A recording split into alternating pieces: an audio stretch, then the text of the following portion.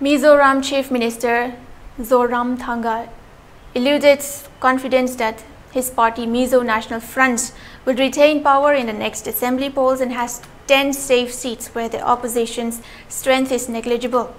The polls for the 40-member assembly are due later this year.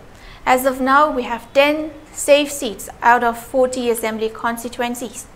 In such segments, the influence of the opposition is negligible. There is not much hope for the opposition, Zoramthanga said at the party function. In the present assembly, the ruling MNF has 27 members, while the main opposition has 7 MLAs, Congress 5 and the BJP 1.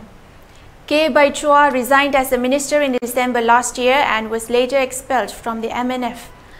Look at East Tuipui, Kauzol, Saitol, Lingteng, Kolasipt and Silui constituencies.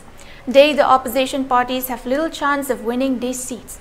Even in Aizol, the strength is steadily going down, the chief minister said.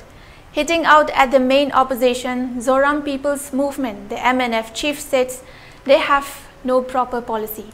The MNF will retain power as the opposition will not pose a big threat to the party, he said. A 20-member team of the Election Commission of India is scheduled to visit Mizoram on August 29.